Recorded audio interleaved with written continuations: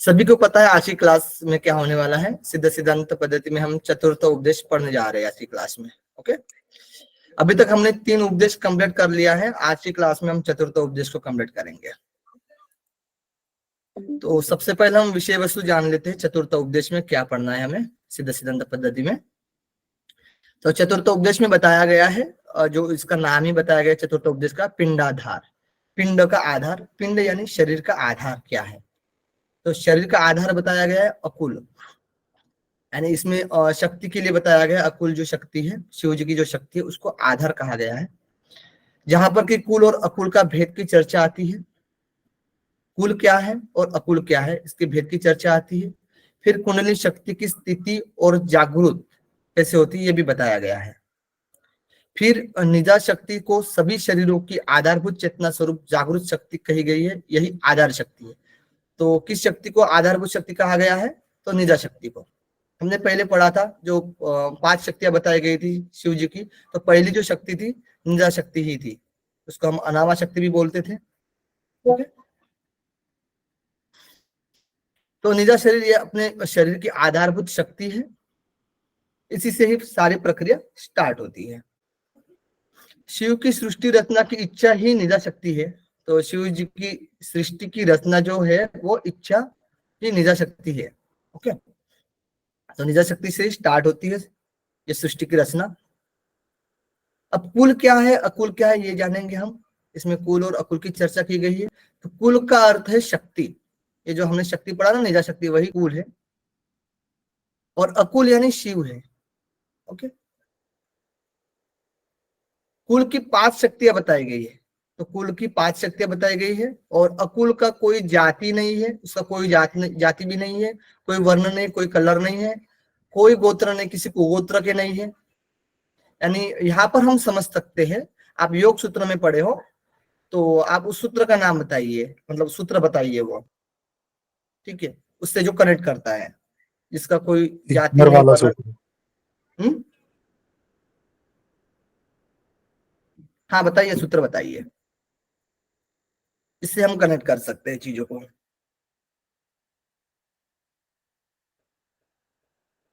ईश्वर का सूत्र बताइए, जो कि कर्म विपाक से नहीं है, आशय नहीं है। क्लेश कर्म विपाक आश्रय परम दृष्टा पुरुष विशेष ईश्वर। हाँ, क्लेश कर्म विपाक आशय अपरामष्ट पुरुष विशेष ईश्वर। उसमें कोई क्लेश नहीं है, कोई कर्म नहीं है, क्लेश कर्म विपाक, कोई फल नहीं है और कोई आशय यानी कोई संस्कार नहीं है ना, इनसे अलग है ना। कला रहित है वो, कलातीत नहीं, कलातीत है वो, ठीक है, कला रहित है, कलामय नहीं है। तो यही बात बताई गई अकुल में भी कि कोई उसका जाति नहीं, वर्ण नहीं, गोत्र नहीं, कुछ भी नहीं है, विशेष है ना। और कुल की 5 शक्ति, कुल में कितनी 5 शक्तियां बताई गई, जो कि परा, सत्ता, अहंता, स्फूर्ता, कला। परा क्या है? सबको प्रकाशित करने वाली। सत्ता यानी उसकी दूसरी सत्ता कोई नहीं है, मतलब उसके सिवा दूसरी सत्ता कोई नहीं है, वह अकेली मात्र सत्ता है। अहंता यानी मैं हूं की भावना, वही है, आनंदमय है। स्फूर्ता, स्फूर्ता के लिए बोला गया है कि जब समाधि अवस्था में आत्मबोध कराती है, ये जो शक्ति बताई गई है स्फूर्ता, जो कि समाधि अवस्था में क्या करती है? आत्मबोध कराती है। और कला, कला में बताया गया है ये सर्वश्रेष्ठ कला है, ठीक है। ये भी जो अपने समाधि अवस्था में जो नित्य शुद्ध बुद्ध स्वरूप को प्रकाशित करने वाली है कला, ठीक है। ये जो विशेषता होती है कला शक्ति, परासत्ता, अहंता, स्फूर्ता, कला, ये कुल की 5 शक्तियां बताई गई है। और अकुल में ही वह अद्वितीय है, द्वितीय नहीं है, अलग ही है, अद्वितीय है। उसमें कोई धर्म नहीं है, कोई नाम नहीं है, अनामा है, ठीक है। तो कुल अकुल जी को भी अनामा कहा गया है, अकुल को भी यानी शिव को भी अनामा कहा गया है। और अनामा एक शक्ति भी हमने पढ़ा था प्रथम उपदेश में। ओके, शिव जी की जो 5 शक्तियां बताई गई थी उसमें भी शिव जी की अनामा शक्ति है, अनामा परा, ठीक है। चल अब है कि नेक्स्ट पढ़ते हैं, इसी में पढ़ना है हमें कि प्रलय की स्थिति में कुल शक्ति अकुल शक्ति में लय हो जाती है। जब प्रलय की स्थिति आती है तो कुल जो शक्ति है, यानी ये जो शक्ति बताई गई है, जो सारा सृष्टि है, उत्पन्न हुई है सृष्टि, वो क्या होती है? अकुल में विलीन हो जाती है। और कुल शक्ति हमेशा अकुल में मिलने को तत्पर रहती है। कुल शक्ति हमेशा अकुल में मिलने के लिए क्या रहती है? तत्पर रहती है, यानी इसको मिलना ही रहता है। जो हम पढ़ते थे ना, जो हमने मुद्रा पढ़े, आसन पढ़े, उसमें देखा था कि जो कुंडलिनी है, जो हमारी शक्ति है, उसको क्या करना है हमें, नीचे से जो मूलाधार में है ना, जो कि नाभि के पास भी बोला जाता है उसका कंध के स्थान में, तो वहां से लेकर हमें कुंडलिनी को कहां पर, शिव जी के स्थान में, जो आज्ञा चक्र बताया गया शिव जी का स्थान, वहां पर मिलान करने के लिए बोला जाता है ना।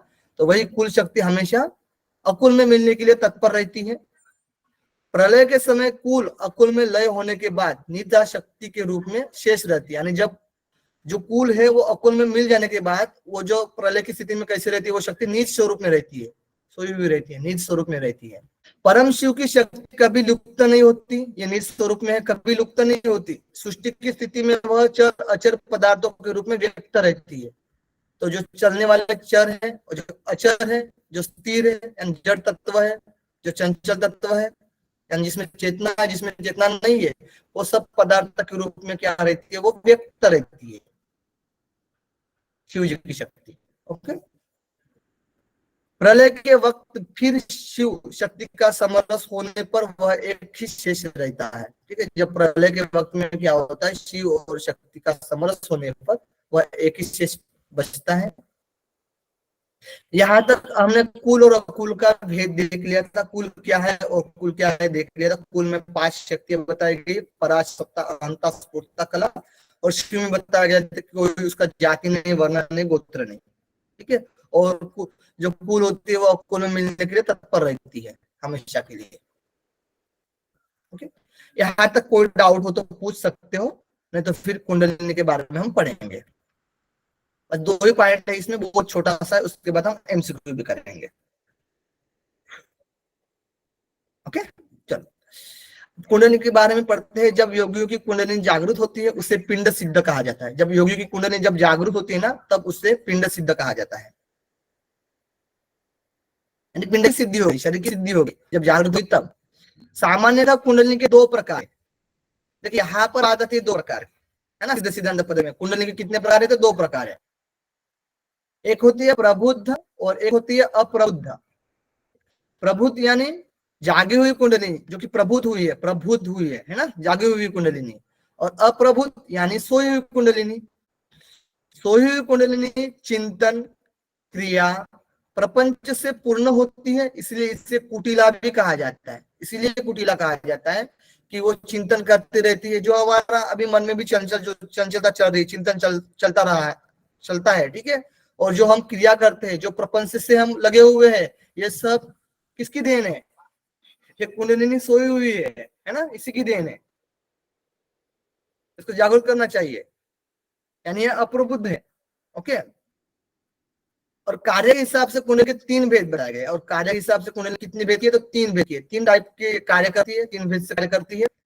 जैसे कि पहला होता है अधर शक्ति, अधर शक्ति, दूसरा है मध्य शक्ति और तीसरा ऊर्ध्व शक्ति। अधर शक्ति यानी जो कि बाहरी इंद्रियों के व्यापार में लगी शक्ति को कहते हैं। जैसा अभी हम जो कार्य करते हैं जागृत अवस्था में, वो सब अधर शक्ति के कार्य है। ओके, मध्य शक्ति में जब कुंडली जागृत होने के बाद, अब इसमें क्या होता है, मध्य शक्ति यानी जब कुंडली जागृत होती है होने के बाद, जब जीवात्मा को अपने स्वरूप में अवस्थित करने में समर्थ होती है, जीवात्मा में जब अपने स्वरूप में अवस्थित करने में समर्थ होती है, वो मध्य शक्ति। यानी जब हम कुंडली को जागृत कर लिए तो क्या होगा कि जीवात्मा अपने स्वरूप में अवस्थित हो जाएगा। ठीक है, समर्थ होता है, तदा दृष्टि अवस्था स्वरूप अवस्थानम, है ना। फिर ऊर्ध्व शक्ति, जब यह कुंडलिनी शक्ति अखंड स्वरूप परमात्मा यानी शिव जी का साक्षात्कार कराने वाली होती है, तो उसे ऊर्ध्व शक्ति कहा गया है। जब अब आत्मा परमात्मा में मिलन हो रहा है ना, अखंड स्वरूप जो परमात्मा यानी शिव जी का साक्षात्कार हो रहा है, तब उस समय ये ऊर्ध्व शक्ति यानी पूरी तरह से अब जग गई है ना, टोटल अब शिव में जाकर मिल गई है। जब अधः शक्ति संकुचित यानी कॉन्ट्रैक्ट हो जाती है, अर्थात इंद्रियों के अपने विषयों को भोगने के व्यापार बंद हो जाते हैं, यानी कॉन्ट्रैक्ट हो गई। ठीक है, अब उसके जो व्यापार है कुंडलिनी के, जो विषय में जाती थी, ठीक है, वो सब बंद हो गए, तब मध्य शक्ति जाग जाती है। तब क्या होती है, मध्य शक्ति जग जाती है, अर्थात जीवात्मा अपने स्वरूप में स्थित हो जाता है। जब मध्य शक्ति जागने के बाद जीवात्मा क्या होगा, अपने स्वरूप में स्थित हो जाएगा। और जब वह अखंड स्वरूप यानी जो खंड रहित है, अखंड स्वरूप परम शिव का साक्षात्कार कर लेती है, यानी शिव जी से मिल जाती है, तब योगी को परम पद की प्राप्ति होती है। यह कुंडलिनी की ऊर्ध्व शक्ति है। मैं किसी को पूछ लेता हूँ यहाँ से ही। रमेश जी बताइए अदर शक्ति का कार्य, ये क्लास में एक्टिव रहना है। अर्श जी बताइए अदर शक्ति का कार्य। अर्श जी यस सर। दिखाना पड़ेगा आपको, ठीक है, देखकर बता सकते, कोई दिक्कत नहीं। स्टार्टिंग है। सर जैसा कि मैं देख पा रहा हूँ यहाँ पे लिखा हुआ है बाहरी इंद्रियों के व्यापार में लगी शक्ति को कहते हैं, जैसा हाँ कि हम सबका है। हाँ, हम सबका है। एग्जाम्पल भी पेश कर सकते हो, ऐसा कुछ नहीं, आपके मन से पेश कर सकते हो। सर जैसे हम आइज से चीज़ों को विजिबली, जो भी चीज़ों को हम देख रहे हैं तो एक तरह से मैसेजेस को हम रिसीव कर रहे हैं, मतलब there are lot Receive of ways to receive thousands of messages through eyes, ears, nostrils and skin. सो ये सब जो मैसेजेस हम रिसीव कर पा रहे हैं, इसमें लगने वाली जो शक्ति है, जो एनर्जी इन्वेस्ट हो रही है इन 5 इंद्रियों को चलाने के लिए, उस एनर्जी की बात की जा रही है जिसे अधर शक्ति कहा जा रहा है। हाँ गुड, ठीक है, वहां पर लगी हुई, व्यापार में लगी हुई है। नेक्स्ट है मध्या शक्ति। मुझे कौन बताएगा? पिंकी जी बताइए मध्या शक्ति। जिसका नाम लेता हूँ मुझे पता ही रहता है, कुछ नहीं बोलेंगे। हमारा क्वेश्चन था कि मध्या शक्ति के बारे में बताइए, मध्य शक्ति क्या, इसमें क्या बताएगी सर विशेष? सर मुझे मालूम नहीं, अभी हमने क्लास ज्वाइन करना शुरू किया है, 1-2 दिन हुआ हमें क्लास ज्वाइन करते नहीं, हुए लेकिन सर। हमने अभी की बात कर रहे हैं, हम अभी की बात कर रहे हैं, अभी हमारा तो क्वेश्चन था ना। अभी हम जस्ट जाउन मतलब जस्ट अभी सर जो है ज्वाइन हुए हैं, जस्ट अभी हमने ज्वाइन किया है क्लास सर। चलो आपकी इच्छा। नहीं सर मीना जी बताएंगे, ऐसा नहीं है। मीना जी बताइए। ठीक है ठीक है, आप जी सर। क्लास में बने रहिएगा, क्लास में बने रहिए बस, है ना, क्लास में बने रहिए जी सर। और एक्टिव रहिएगा पूनम जी। हाँ सर अभी जैसे आद्य शक्ति के बारे में सर ने बताया, तो दूसरी शक्ति है मध्य शक्ति। कुंडलिनी जागृत होने के बाद जब जीवात्मा को अपने वास्तविक स्वरूप में अवस्थित होने का ज्ञान मिल जाता है, वो अपने वास्तविक स्वरूप में एंट्री करने के लिए, जाने के लिए जब वो समर्थ हो जाती है, तो उसे मध्य शक्ति कहते हैं। गुड। ऊर्ध्व शक्ति सोमप्रीति जी बताइए ऊर्ध्व शक्ति। जी सर। जब यह कुंडलिनी शक्ति अखंड स्वरूप परमात्मा यानी शिव का साक्षात्कार करते हैं। हाँ, तो जब ऊपर उठ जाती है ऊर्ध्व शक्ति, यानी जब ऊपर उठ जाती है ना, तब जी। परमात्मा यानी शिव जी का साक्षात्कार कर लेती है। गुड, यहाँ तक हमारा हो गया, इतना ही था बस। यहाँ से देखिएगा एक फिर से, इसको आप जगाएंगे कैसे, है ना, उसको ऊर्ध्व गति कैसे प्राप्त करेंगे कुंडलिनी को।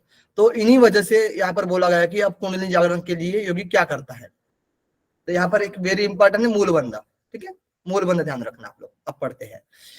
इन्हीं वजह से योगी जन अधर शक्ति की आकुचन अर्थात कॉन्ट्रैक्ट करने पर अधर शक्ति के आकुचन अर्थात उसके प्रभाव को कम करते हुए उसे पूरी तरह समाप्त करने में लगे रहते हैं।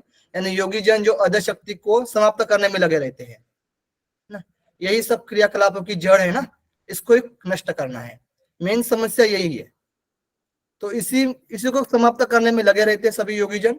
और क्या क्रिया करते हैं? तो आकुचन यानी मूल बंध का आकुचन करते हैं, ठीक है। जब कुंडलिनी शक्ति के प्रसार से सृष्टि की रचना होती है, जब कुंडलिनी शक्ति का प्रसार होता है, रिलैक्सेशन, तब वो क्या होता है? सृष्टि की रचना होती है, ठीक है। जब हम अंदर ले रहे हैं, कॉन्ट्रैक्ट कर रहे हैं, तो वो सृष्टि विलीन हो रही है ना, ठीक है। कुंडलिनी शक्ति के संकोचन से सृष्टि अपने कारण में लय हो जाती है,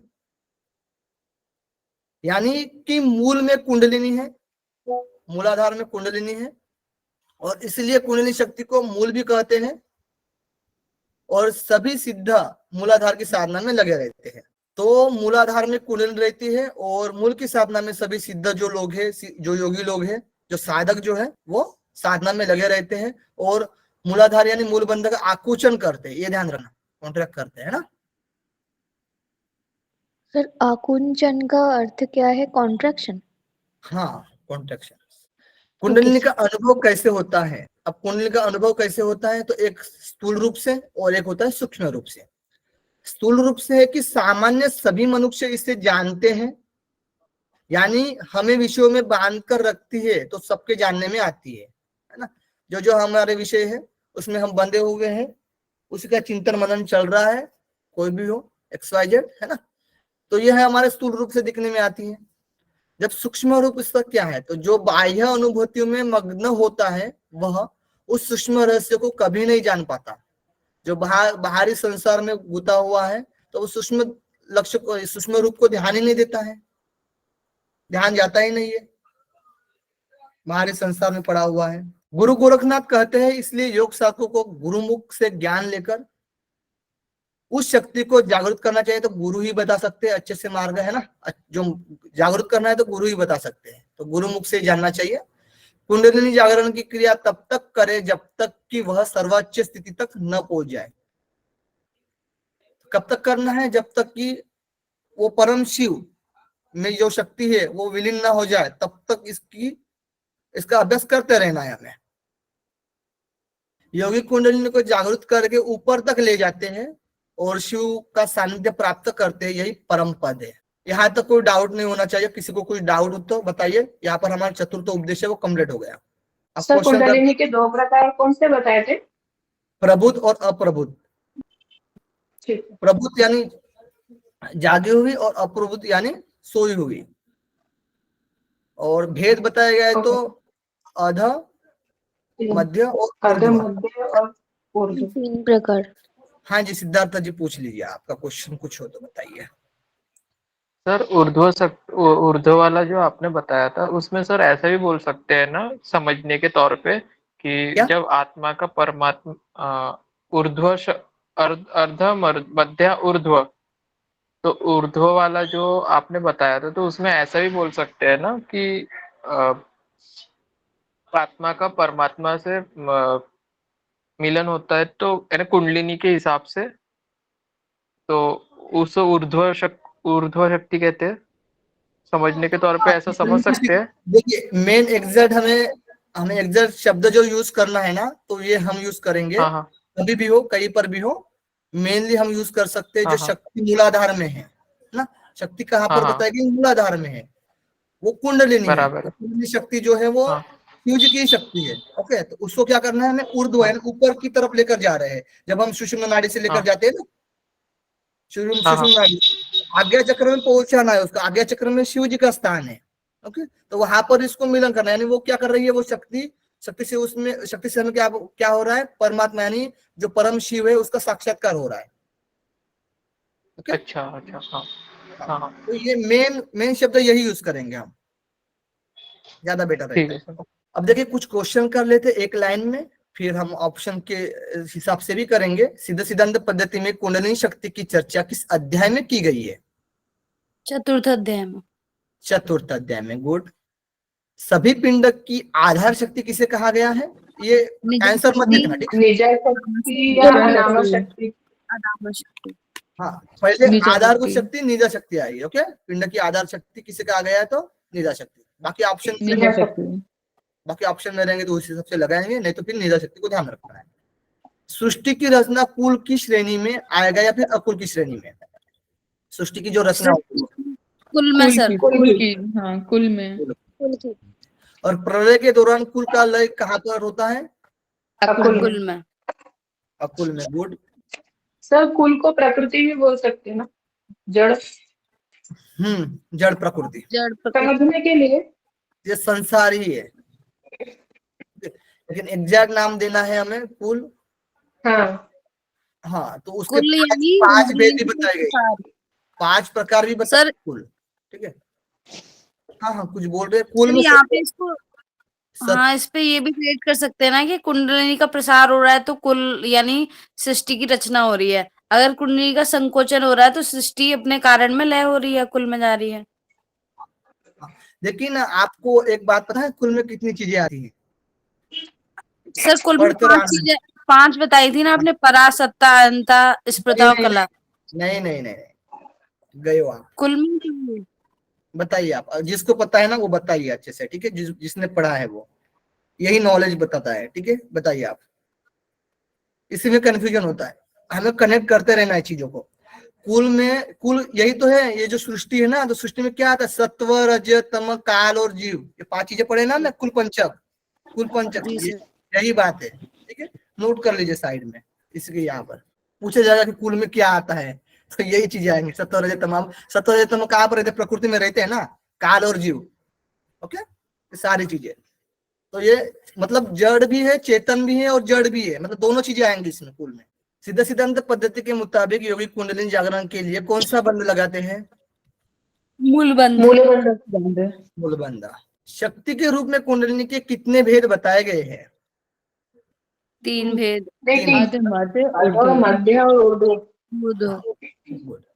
कुंडलिनी किस रूप का अनुभव सभी लोगों को होता है? कुंडलिनी के किस रूप का अनुभव सभी लोगों को होता है?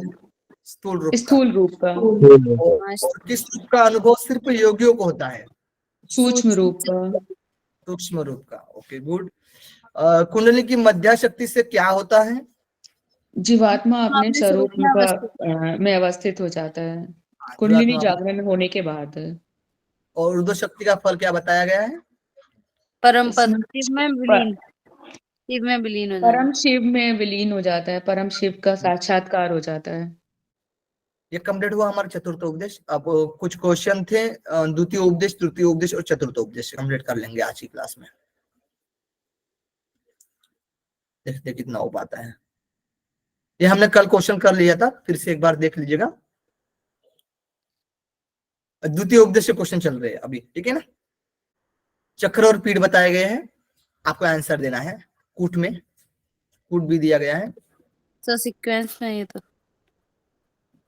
सीक्वेंस में जी सर। यस सर, सीक्वेंस में। एबीसीडी यानी 4 ऑप्शन, फोर्थ ऑप्शन है ना। ब्रह्म का काम रूप है, स्वादिष्ठान उद्यान है, निर्वाण का जालंधर है, आकाश का पूर्णगिरि है। यहाँ पर ध्यान करना है और चक्र बताया गया। कूट में आंसर दीजिए पहले। सर सीक्वेंस में है क्या ये? हाँ, सीक्वेंस में ही है। एक मिनट, चक्र सीक्वेंस लग रहा है, सीक्वेंस में ही है। हाँ सर, सीक्वेंस में लग रहा है। ओके, ठीक है। ब्रह्म चक्र में अग्नि का ध्यान करना है। अभी एक ध्यान रख लीजिएगा सभी लोग, ठीक है। ब्रह्म चक्र में अग्नि का ध्यान करना है। सर बस इसमें थोड़ा सा कंफ्यूजन लग रहा है, 4th और 5th में अनाहत कला होगा क्या? नहीं नहीं नहीं नहीं नहीं नहीं, बराबर है, अनाहत बराबर का है। अपोजिट था ज्योति हंस कला अभी था। देखिए, याद कैसे करना है देखिएगा। हाँ, मैं थोड़ा सा एक आइडिया बताता हूँ आप लोगों को, ठीक है, बस याद करने के लिए।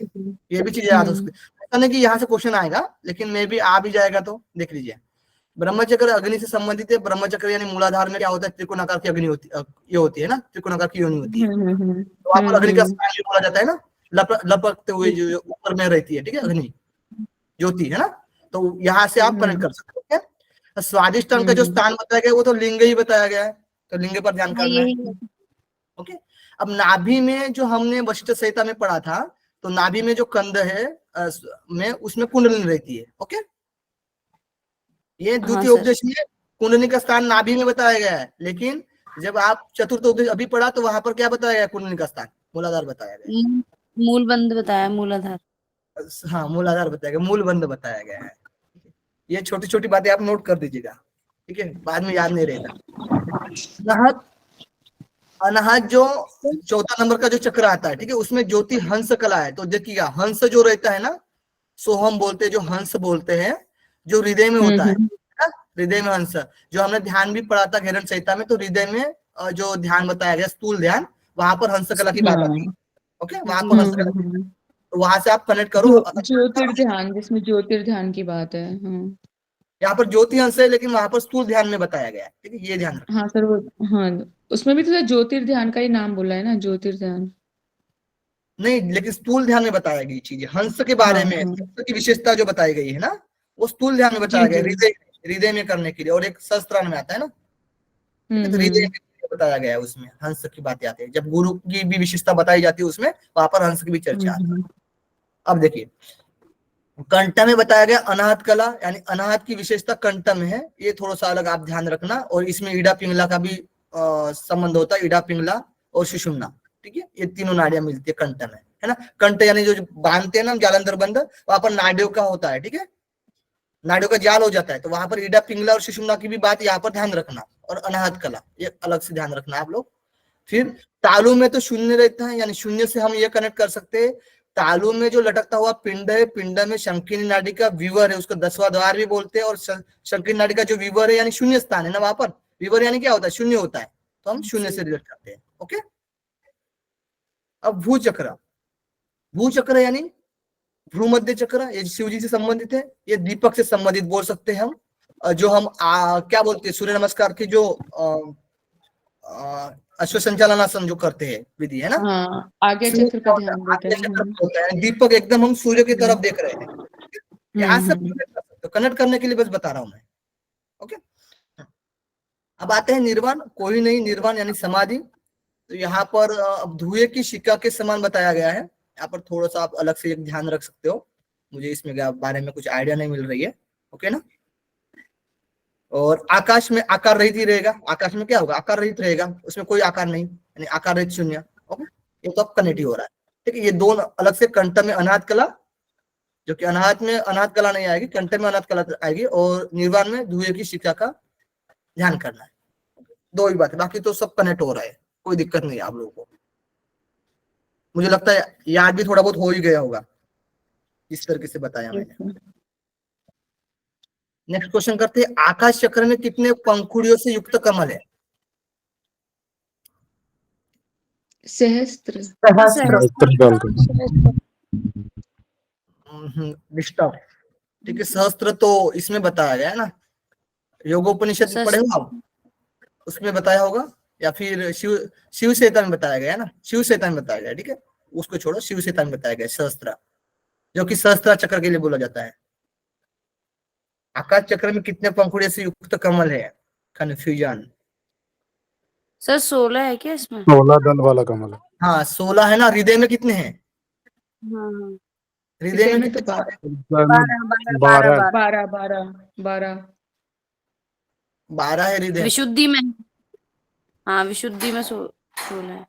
12-16 में देख लेते 50 नंबर क्वेश्चन। सर 16 आना चाहिए, शायद पढ़ाया था ये। सहस्त्र दल, उसमें 16 दल वाला कमल की बात की गई। ठीक है, आकाश चक्र में 16 आएंगे, और ओके हृदय में 12 बताए गए थे ना। यहाँ पर हृदय में 8 समथिंग बताए गए, किसको याद है? 8 बताए गए समथिंग। 12 ऐसे देखा जाता है, लेकिन 12 नहीं बताए गए। ओके चलो, नेक्स्ट हंस कला जो आकाश में सहस्त्र, ये किसमें बताया गया है? ये भी तो हम लोग ने पढ़ा है, ये आकाश में सहस्त्र। ये अच्छा, ठीक है सर। सहस्त्र जो हजारों दल होते हैं ना, उसी से बनाया गया सहस्त्र। हाँ, यहाँ पर बस 16 दल बनाए गए, 16 कम होते हैं। और हंस कला ज्योति का स्थान किस चक्र बताया गया है? हंस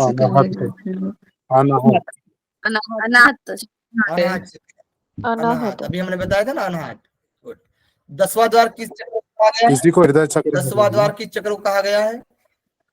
तालु चक्र। तालु चक्र। गुड। 10वां द्वार भी बोला जाता है इसको, है ना। 10वां द्वार या 9 द्वार तो अपने को पता है, और 10वां द्वार ये तालु चक्र भी बोला जाता है। अभी आपने कठोपनिषद भी पढ़ा था, तो उसमें कितने द्वार बताए गए थे? 11 द्वार बताए गए थे। उसमें 11 द्वार बताए गए थे, और 2 अलग से कौन से थे? बताए गए थे। 2 अलग से कौन से थे पता है किसी को? एक था नाभि, एक था ब्रह्मरंध्र। ओके, नाभि और ब्रह्मरंध्र। हाँ, यहाँ पर वहां पर नाभि और ब्रह्मरंध्र था, लेकिन यहाँ पर तालु बताया गया 10वां द्वार। ठीक है, यहाँ पर थोड़ा राजदंत। हाँ हाँ, तो यहाँ पर राजदंत वाली बात आती है ना, राजदंत। ठीक है, राजदंत को 10वां द्वार बोला गया है। वही जो घंटी का जो है ना, उसका जो छेद है, उसी को बोला गया है 10वां जो है, तो घंटिका में जो एक विवेर होता है। लेकिन वहां पर जो कठोपनिषद नाभि और क्या याद रखना है आपको? ब्रह्मरंध्र याद रखना है। बाकी तो 9 द्वार जो रहते हैं, 9 द्वार जो 9 नाड़ियों में होते हैं, 9 नाड़ियां जो बताई गई है ना, 9 द्वारों में रहती है, वो सीधे सिद्धांत पद्धति में बताया गया है। ओके ना। आधार को अवरोही यानी डिसेंडिंग क्रम में लगाइए। अब मजा आएगा, आप कूट में दीजिए, आंसर दीजिएगा, है ना। पैर का अंगूठा। किसका आंसर आता? कूट में दीजिए, किसका आंसर आता देखते हैं। अवरोही लगाना है, तो ऊपर से नीचे की तरफ आना होगा। डिसेंडिंग, ऊपर से नीचे। हाँ, तो नाभि है। सी ऑप्शन आएगा सर। सी ऑप्शन आएगा sir. C option sir. C. Okay, बाकी बताइए, मुझे बोलकर कौन बताएगा? अक्षय जी बताइए पहले क्या आएगा। सी है सर, सी। हाँ, अक्षय जी बताएंगे पहले क्या आएगा।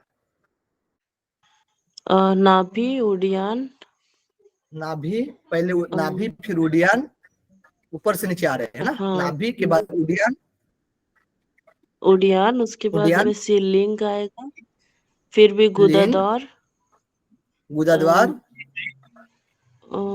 फिर उसके बाद में आएगा मूलाधार, फिर पैर का अंगूठा।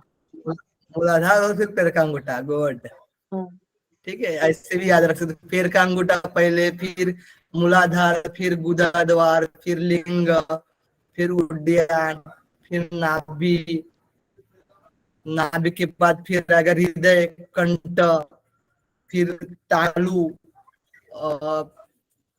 सॉरी लंबिका, क्या आएगा, लंबिका या तालु आएगा, बताइए। तालु आएगा ना, लंबिका, फिर घंटिका, लंबिका से चालू। घंटिका आएगा, हाँ तालु घंटिका, पहले तालु आएगा, सर इसमें तो सी ऑप्शन है ना। फिर घंटिका, फिर लंबिका, फिर नासिका। हाँ, इसमें सी ऑप्शन है, हमने 16 बता रहे थे, ठीक है। फिर नासिका, फिर नासिका मूल, फिर ललाट, भ्रूमध्य और ब्रह्मरंध्र, है ना, इस प्रकार से। अमृत चलो लास्ट। यहाँ पर देख लीजिए, अभी आधार को आरोही क्रम में असेंडिंग, अभी इजी हो जाता था इसलिए मैंने बोला था, ठीक है। अब आरोही असेंडिंग में नीचे से ऊपर तक जाना है हमें, कूट में बताइए। सर पहले जिह्वा आएगा, एफ वाला पहले आएगा, फिर बाकी लोग हाँ। सोमप्रीति जी, आरोही उज्ज्वला जी, क्रम है ना, पूनम वो जी, तो पहला वाला ऑप्शन सही है। सर डी ऑप्शन ए। आएगा। ए कूट में बताइए ना, पहले पहले कूट में बताइए ऑप्शन ना। डी सही sir D, option option D D आएगा, डी। डी जिह्वा, फिर ना डी, हाँ ये सर डी आएगा। ओके ठीक है, सर बताओ, मेजोरिटी की तरफ बढ़ते हैं, ऑप्शन डी बोला गया है। जिह्वा होंगे, एफ यानी पहले जिह्वा, फिर नहीं, ठीक है, नासाग्र, एक क्षण बताइए, कौन बताएगा, सोम जी बताइए, बताइए पहले क्या आएगा, पहले तो जिह्वा, जिह्वा, जिह्वा, फिर दूसरा, सर नासाग फिर सर नासाग्र, नासाग्र आएगा सर दूसरा। इसमें कंफ्यूजन है। सर नासाग्र फिर आएगा आएंगे क्योंकि वो जिह्वा, मध्य ओके, बाद में आएगा, लेकिन ऑप्शन ही नहीं है। असेंडिंग में नीचे से ऊपर जाना है, ऑप्शन नहीं है, लेकिन जिह्वा, सर ये तो जिह्वा सोच के के अगर बाद फिर बताया, ऑप्शन नासाग्र, नहीं है, नासाग्र होना चाहिए। फिर नासा सर मूल, जीव के आगे, जीव के नासाग्र, आगे नासा ऑप्शन ही मूल, नहीं है ना, एफ, भूमध्य, ललाट और फिर ब्रह्म। ललाट और ब्रह्मरंध्र ऑप्शन। अच्छा, ऑप्शन के हिसाब से अगर डी बताएं बताइए ना, तो अभी बताइए ना, जिह्वा, अभी बताइए।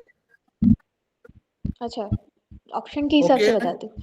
जिह्वा आएंगे, फिर भूमध्य, पहले फिर ललाट आएंगे आएगा ना, नासाग्र, फिर नासा, नासा, ऑप्शन के हिसाब से नासिका नहीं अग्र, बताना सर है अभी, ऑप्शन में है ही नहीं, अभी ऑप्शन में है ही ऑप्शन में नहीं है। फिर ललाट, जिह्वा, पहले जिह्वा, ओके, दूसरा ऑप्शन डी, सर। मैं नासाग्र, ओके, जिह्वा, फिर नासा, नासाग्र, फिर नासा फिर मूल, नासा उसके बाद नासा आपने मूल, ओके, भूमध्य पहले, सर ऑप्शन में ई पहले आ गया है, भूमध्य पहले आ गया है। ओके, फिर एफ के बाद सी होना चाहिए, एफ सी और हाँ बी और सी, हाँ एफ सी डी, हाँ डी, मेरा ललाट, ठीक है, ललाट, भूमध्य। फिर भूमध्य, ए आएगा फिर। फिर लास्ट में ब्रह्मरंध्र। ब्रह्मरंध्र, ऑप्शन बी आएगा। ललाट क्या आएगा, भूमध्य के एफ बाद सी में आएगा डी या पहले आएगा? बी, भ्रूमध्य के बाद ललाट नहीं आएगा ना, सर, भूमध्य पहले आएगा, ललाट बाद में आएगा ना। वही भूमध्य पहले आएगा फिर ललाट। पहले भ्रूमध्य बताया, पहले ललाट आएगा, पहले ललाट आएगा ना, सर पहले भ्रू, फिर सर ललाट, भूमध्य सर पहले पहले आएगा, सर भ्रूमध्य ललाट तो आगे ऊपर ललाट, की तरफ होता भ्रूमध्य है ना, पहले भूमध्य आएगा फिर पहले आएगा ललाट फिर बी आएगा। है, ललाट आएगा। ओके, अभी फिर सर कौन सी आंसर हुआ सर आप फाइनल? मतलब आप कह रहे हैं कि ललाट पहले आएगा, भूमध्य पहले बाद में आएगा ना, आएगा। फिर भूमध्य आएगा ना, पहले ललाट ही आता है, जीवा के बाद नासिकाग्र, फिर नासा मूल, नासा मूल के बाद भ्रूमध्य, फिर ललाट, फिर ब्रह्मरंध्र, okay, yes, F C D E B A, okay ना, हाँ, F C D E B A. अब ऑप्शन में सही है, जी सर अभी सर ठीक है। डी वाले ऑप्शन को सही कर दो। हाँ, सही है, सही है, चौपन डी, सही है, सही है। सर डी ऑप्शन है, सही तो दिया हुआ है डी, डी पहले हाँ। सही नहीं था ना, पहले ही। पहले सही नहीं अच्छा था हाँ तो पहले अभी ई था। हाँ हाँ अब आपने शायद सही कर दिया इसको। हाँ ठीक है। हाँ वही तो। अब सही कर दिए ना। हाँ वही लग रहा है कि पहले तो गलत दिख रहा था, अब सही हो गया। नेक्स्ट क्वेश्चन, आधार को अवरोह यानी डिसेंडिंग में लगाइए। ठीक है, अभी आपके आधार कंप्लीट ही हो जाएंगे। कल तो हमने होमवर्क भी दिया था आप लोगों को आधार के लिए। डिसेंडिंग, घटिक पहले। ऊपर से नीचे तक आ रहे हैं अभी। Okay sir. तालु कंठ तालु घटिका हृदय। कंठ तालु कंठ और कंठ घटिका। घंटिका घटिका और हृदय। हृदय। तालु लेकिन घंटिका, ऑप्शन कोई नहीं दिया हुआ है। जीवा नहीं आएगा पहले। सी अच्छा हाँ सी जीवा तो आएगा नीचे ही फिर। रहेगा। डी पहले आएगा, फिर डी आएगा, फिर बी आएगा, फिर ए आएगा। जीवा आने के बाद फिर तालु आएगा ना, फिर घंटिका फिर आएगा। बी ऑप्शन आएगा। हाँ हाँ इसमें ऑप्शन दिया है ना, जिह्वा। जीवा तालु घंटिका, ऑप्शन डी है। फिर हृदय आएगा, फिर कंठ आएगा, फिर हृदय आएगा। ओके, यस सर यानी option B. B. Option B दिया है। ये आपको।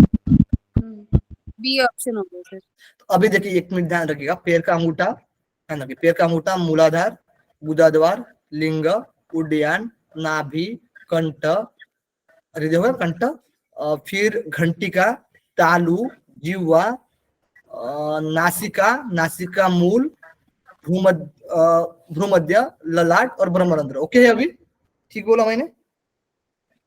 ओके सर उस सर। हिसाब से तालु पहले आना चाहिए। सर सर हाँ हाँ हेलो।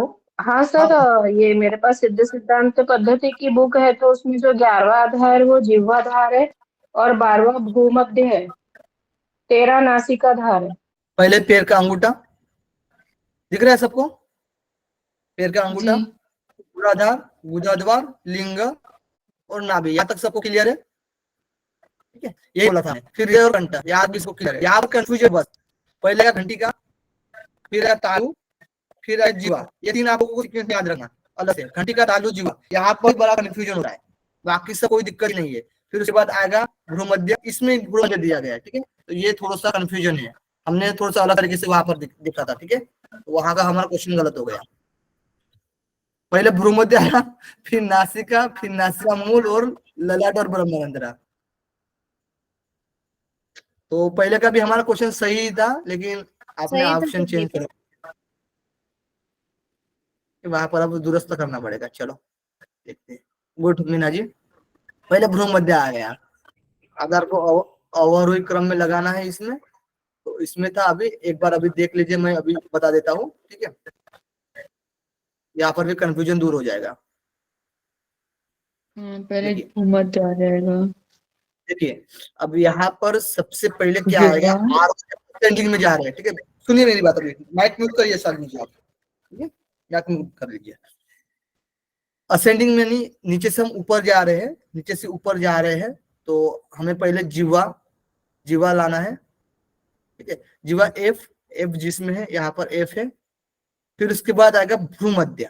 ठीक है, एफ ई करेंगे अब इसको, एफ ई यहाँ पर दिया गया है, एफ ई।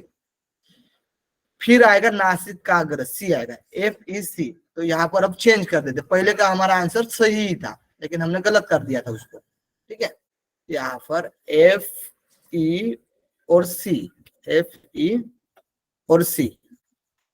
पहले जिह्वा, फिर भ्रूमध्य, फिर नासिकाग्र और नासामूल, F E C D, D आ गया।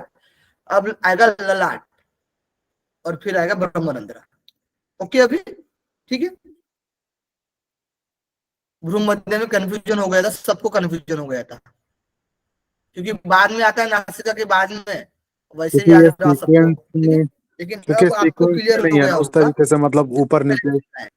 हाँ ठीक है, तो भ्रूमध्य को पहले लेना, फिर नासिका आएगा, फिर नासिका मूल आएगा। ठीक है, ओके चलो, अब तो कोई डाउट नहीं। नेक्स्ट लक्ष्य में सम्मिलित अंतिम लक्ष्य, अंतर लक्ष्य, बहिर्लक्ष्य, मध्य लक्ष्य। बाकी वो समझ में आ रहा है ना, क्योंकि मैंने अंतर्लक्ष्य, पढ़ाया था। मध्य लक्ष्य, बहिर्लक्ष्य तीनों। सीडी याद करने के लिए भी बोला था। B C D option A A. Option.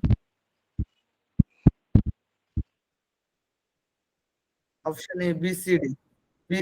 Okay ठीक है, अंतिम लक्ष्य ऐसा कुछ नहीं बोला गया, अंतर लक्ष्य बोला गया, अंतर में है ना, अंतिम में, लास्ट वाला कुछ नहीं बोला गया। बहिर्लक्ष्य बाहरी और मध्य में, बीच में। ओके, यही बोला गया, बी सी डी पहला ऑप्शन सही है। नेक्स्ट मिलन करा है प्रमुख लक्ष्य और इसके अंदर के लक्ष्य की चर्चा, यानी सब लक्ष्य है ना। अंतरलक्ष्य में 5, बताओ। बहिर्लक्ष्य में 9, तो सीक्वेंस में है Sequence में। हाँ बहुत सारा section ए बी सी मध्य लक्ष्य में 11। 5 9 ओके। 11 अंतर लक्ष्य में 5 लक्ष्य की चर्चा है, बहिर्लक्ष्य लक्ष्य में 9 लक्ष्य की चर्चा है, मध्य लक्ष्य में 11 लक्ष्य की चर्चा है, यानी ABC। B option. Okay, option B. Good, option B. Next question है, व्योम पंचक को आरोही यानी असेंडिंग में लगाना है। समय बहुत बीत रहा है हमारा, 1 मिनट। चलो देखिए, कूट में बताइए। आकाश पर आकाश। सेम है सीक्वेंस में sir A B ABCD। C option है। डी होगा sir B C D okay, आकाश, पराकाश, महाकाश, तत्वाकाश, सूर्याकाश, लास्ट में सूर्याकाश आएगा। हाँ ए बी सी डी ई चित्त सिद्धांत पद्धति में कितने आसनों की चर्चा की गई है? सिद्धासन, स्वास्तिकासन और पद्मासन। 3 आसन 3 सिद्धासन, पद्मासन, स्वस्तिकासन, SSP, है ना। प्राणायाम के कितने लक्षण बताए गए हैं? 3 है। है सर। सर 4 बताए गए, संगठन भी है ना शायद इसमें, कंफ्यूज। पूरक रेचक कुंभक पूरक संगठन। रेचक कुंभक। गुलशन जी, आपने मस्त संहिता का पढ़ा है क्या, या फिर गोरख संहिता का पढ़ा है? सर यही कंफ्यूजन। हाँ ठीक है, वहां पर कंफ्यूजन दूर कर लीजिए। यहाँ पर 4 है, यहाँ पर योग सूत्र से कनेक्ट करिए। ओके, सर ये पूरक रेचक कुंभक संगठन 4 है ना इसमें ये। हाँ बिल्कुल बिल्कुल सही है। फिर सीधे सीधा पद्धति में आसन के संबंध में नहीं है, स्वस्तिकासन, सिद्धासन, भद्रासन और सिंहासन। भद्रासन। भद्रासन। भद्रासन भद्रासन नहीं है, यानी ऑप्शन नंबर सी। भद्रासन और सिंहासन भी नहीं है, C और D। हाँ सर बी ऑप्शन होगा, सी और डी, सिंहासन भी है। सिंहासन भी कहाँ है? भद्रासन और सिंहासन हाँ, नहीं नहीं, दिया दोनों गया नहीं है। भद्रासन सिंहासन दोनों नहीं है। ये ऑप्शन सही है। ये हो गया अपना द्वितीय पटल, है ना, द्वितीय उपदेश, सॉरी द्वितीय उपदेश। द्वितीय उपदेश के MCQ ठीक है, थोड़ा फास्ट कर लेते हैं, चलेगा। पिंड संवित्ति। तृतीय उपदेश में तृतीय उपदेश का नाम क्या है? पिंड संवित्ति। पिंड पिंड संवेदी। संवित पिंड संवित्ति। ओके, पिंड संवित्ति, पिंड ज्ञानी। पिंड उत्पत्ति पहला है, पिंड विचार दूसरा है, फिर पिंड संवित्ति तीसरा है, और पिंड उत्पत्ति विचार चौथा है, पहला है, पिंड और पिंड चौथा है, आमरस पांचवा है, और अवधूत योग अवधूत योगी 10 छठा ले है। लेते हैं आपका। तृतीय उपदेश में श्लोक की क्लास ले लीजिएगा। तो PDF नहीं दिख रही है। 18 बताइए। स्क्रीन नहीं दिख रही है सर। दिख रही है, दिख रही है, आप पिंड संवित्त पर ही हो। दिख रही है। सर आपकी आवाज जरूर ब्रेक हो रही है बार बार। हेलो, बारिश हो रही है तो नेट पर चला गया।